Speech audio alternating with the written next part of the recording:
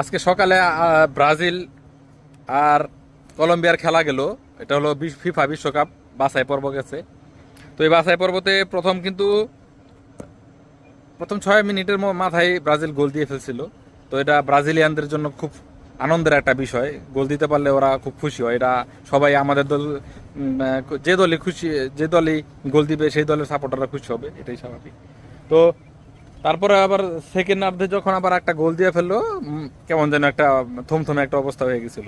কিন্তু কে জানে আসলে এটা ভাগ্য মানে ভাগ্য বলা যায়, ব্রাজিলের জন্য একটা ভাগ্য যে একদম লাস্ট মাথায় বাসি ফু দিবে ওই রকম মুহূর্তে গিয়ে একটা বক্সের বাইরে থেকে বিশাল সুন্দর একটা গোল দিছে আর কি। গোলটা আমার খুব ভালো লাগছে।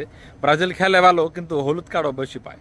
ব্রাজিলের এই হলুদ কার্ডের চিত্রটা আসলে ওদের খেলা থেকে যাবে না। এই খেলা তো ওরা 2টা হলুদ কার্ড পাইছে। যাই হোক, খেলার মধ্যে হলুদ কার্ড থাকবেই, এটাই স্বাভাবিক। এখন কথা হচ্ছে যে ব্রাজিল আর আর্জেন্টিনা নিয়ে তো মাতামাতি হয় বেশিরভাগই আর কি আমাদের দেশে, বিশেষ করে বাংলাদেশে বেশি হয়। তো এখন আমাদের আজকে 21 তারিখ ব্রাজিল এবং কলম্বিয়ার খেলা গেল।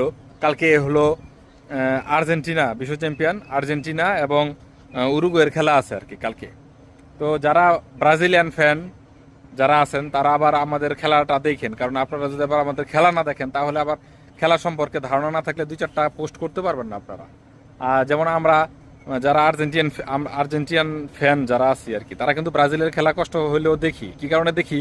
কারণ বিশেষ করে কয়টা গোল, কয়টা হলুদ কার্ড পেয়েছে সেটা দেখার জন্য আর কি আমরা খেলাটা একটু বেশি দেখি। ফাউল কটা খেললো আর কি, এই ফাউল খেলাটা দেখার জন্য আমরা একটু বেশি করি। কারণ একটু আপডেট না জানলে আপনাদের সাথে আবার তর্কে পারবো না, আপনারা আবার তর্কে বেশি বহুদূর চলে যান। তো আপনাদের খেলাটাও দেখেন, না হলে আবার আপনারা 2-4 কথা আমাদেরকে বলতে পারবেন না আর কি।